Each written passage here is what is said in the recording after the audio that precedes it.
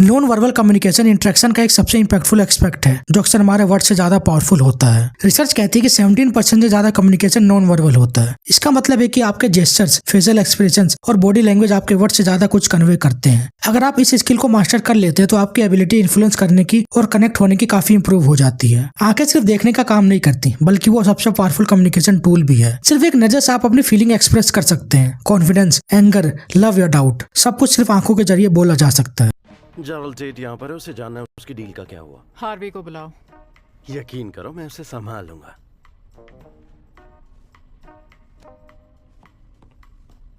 अक्सर लोग कहते हैं कि आंखें कभी भी झूठ नहीं बोलती हैं और ये बात नॉन वर्बल कम्युनिकेशन के इंपॉर्टेंस को परफेक्टली एक्सप्लेन करती है। अगर आप अपनी आंखों का सही इस्तेमाल करना सीख लेते हैं तो आप बिना एक शब्द कहे भी आप अपना मैसेज क्लियर और इंपैक्टफुल तरीके से डिलीवर कर सकते हैं। इस क्लिप को देखिए। नेक्स्ट हैबिट जो आप हार्वी स्पेक्टर से सीख सकते हैं वह है अपने झूठ को कॉन्फिडेंटली डिलीवर करने का स्किल। जब हम झूठ बोलते हैं अक्सर हमारी टोन सेकी हो जाती है और फेशियल एक्सप्रेशन वीक पड़ जाते हैं जो सामने वाले को तुरंत सिग्नल देता है कि कुछ तो गड़बड़ है। लेकिन हार्वी का एक गोल्डन रूल है, never lose your confidence. Confidence आपका सबसे बड़ा वेपन है, even when you are bending the truth. Now look this example. और उससे ये नई डील साइन करवाओ, नहीं तो मैं किसी और को पैसे देकर ये काम करवा सकता हूँ। पहले तो जेरल्ड, अगर तुम्हें लगता है धोखा देने के बाद कोई तुम्हारा साथ देगा तो तुम गलत हो।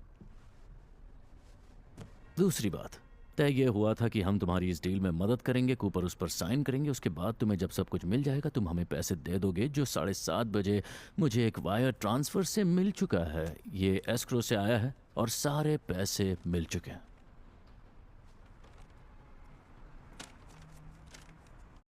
डील साइन करने से पहले ही हमें पैसे मिल गए थे। मैं तो मजाक कर रहा था। ये ट्यूसडे को होने वाले फायर ड्रिल का नोटिस है। हाँ। जब आप अपने वर्ड्स को कॉन्फिडेंटली डिलीवर करते हैं तो सामने वाले का फोकस आपके कंटेंट से ज्यादा आपके डिलीवरी पर होता है। इसका मतलब यह है कि आप जितने कंपोज्ड और एश्योर्ड दिखते हैं उतना ही सामने वाले को लगता है कि आप सच बोल रहे हैं। ऑफ कोर्स होनेस्टी हमेशा बेस्ट पॉलिसी है, लेकिन अगर कभी सिचुएशन डिमांड करे तो अपने कॉन्फिडेंस को कभी भी लूज मत करना। It can make all the difference. क्या आपने कभी ऐसा एक्सपीरियंस किया कि आप किसी से बात कर रहे हैं लेकिन वो आपकी बात से बिल्कुल भी एग्री नहीं कर रहा है? ऐसे मूवमेंट फ्रस्ट्रेटिंग होते हैं और लगता है कि कन्वर्सेशन डेडलॉक में आ गई है। लेकिन एक सिंपल टेक्निक का यूज करके आप न सिर्फ सामने वाले को एंगेज कर सकते हो बल्कि उनका ट्रस्ट भी जीत सकते हो। इस टेक्निक को मैं इको अलाइनमेंट कहता हूँ। इको अलाइनमेंट का मतलब है कि सामने वाले की बात को ध्यान से सुनना, उसे समराइज करना और उनसे कंफर्म करना कि आपने सही समझा है या नहीं। जैसे ही आप उनकी बात को रिपीट करते हैं उन्हें फील होता है कि आप उनकी पर्सपेक्टिव को समझने की कोशिश कर रहे हैं। ये एक पावरफुल वे है ट्रस्ट बिल्ड करने का, क्योंकि लोग उन्हीं से कनेक्ट फील करते हैं जो उन्हें जेन्युइनली सुनते हैं। आप इस टेक्निक का इंपैक्ट हार्वी स्पेक्टर के इस क्लिप में देख सकते हैं, जहाँ वो अपने क्लाइंट की बात को समराइज करते हैं और कंफर्म करते हैं कि उनकी नीड्स और कंसर्न्स सही समझे गए हैं। वो रिजेक्ट की है, मुझे उनके इरादों पर शक हो रहा है। इसमें लिखा है कि कूपर ऑनररी वाइस प्रेसिडेंट के पोस्ट से हटा दिए जाएंगे। मैं नहीं चाहता वो मेरे काम में दखल दे। उसे कैसे हटा सकते हैं? ये एक ऑनररी पोजीशन है। मुझे फर्क नहीं पड़ता। फर्क पड़ना चाहिए क्योंकि ये चीज आपने चेंज की है और आप हमें धोखा देने की कोशिश कर रहे हैं। हार्वी, अगर तुम सब कुछ इतनी अच्छी तरह से समझ चुके हो तो ये बताओ आगे करना क्या है, क्योंकि ये टाइटल तो उसे मिलने से रहा।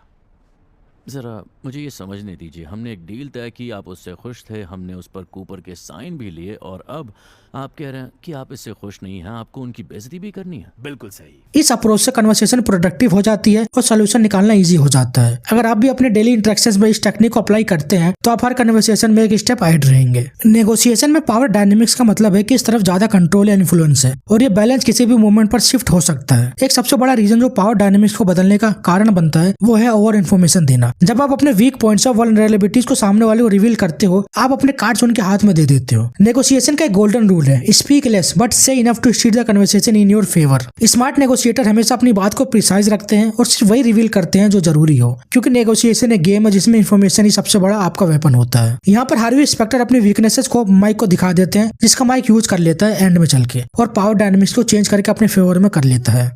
माइक, हे, पहले दिन के लिए पूरी तरह तैयार हूँ। मैं तुम्हें काम पर नहीं रख सकता। क्या? क्लाइंट को झूठ बोलने की वजह से काफी सुनना पड़ा और अगर उन्हें पता चल गया कि तुम हार्वर्ड से नहीं हो तो मेरा लाइसेंस कैंसिल कर देंगे। क्या कहा? अभी नहीं डोना, देखो तुमसे पहले खुद के बारे में सोचना होगा। बुरा मत मानना, you are fired.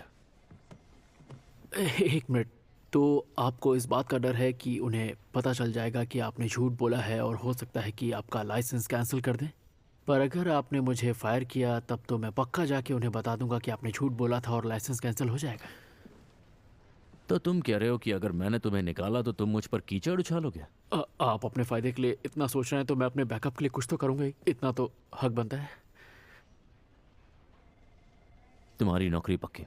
Next technique को आप साइकोलॉजिकल अंडरमाइनिंग कह सकते हैं, जो आपको शूट सीरीज में देखने को मिलती है। ये एक ऐसी स्ट्रेटेजी है जिसमें किसी के सेल्फ प्रोक्लेम्ड इंटेग्रिटी को वीकन किया जाता है ताकि वो अपने आंसर को कॉन्फिडेंटली डिफेंड ना कर सके। इस टेक्निक में पहले आप किसी पर्सन को ऐसे क्वेश्चन पूछते हो जो उनकी इंटेग्रिटी को स्ट्रॉन्ग दिखाते हैं। ये टेक्निक इसलिए पावरफुल होती है क्योंकि इससे वो पर्सन अपने स्टांस को लॉजिकली डिफेंड नहीं कर पाता है और उनके आंसर अनरिलायबल लगने लगते हैं। इस तरह से आप उनकी पोजीशन को अंडरमाइन करते हैं बिना डायरेक्टली अटैक किए। ये एक स्मार्ट साइकोलॉजिकल मूव है जो सूट्स में फ्रीक्वेंटली यूज किया जाता है, जहां वो अपने अपोनेंट को अपनी बात मनवाने के लिए स्ट्रेटेजी का इस्तेमाल करते हैं। Now look at this example. Miss Webster, क्या आप कह सकते हैं कि आप एक ईमानदार औरत हैं? हाँ। अच्छा, जब आपने कहा था कि आपको किसी भी जुर्म में गिरफ्तार नहीं किया गया है, क्या आप सच कह रही थी?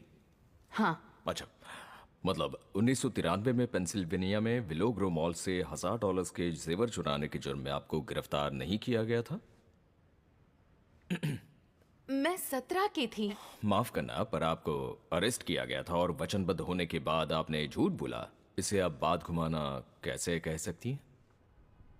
जवाब नहीं है। ठीक है, आप एक बार झूठ बोल चुकी हैं, तो हम कैसे मान लें कि आप मिस्टर हंट के बारे में झूठ नहीं बोल रही हैं?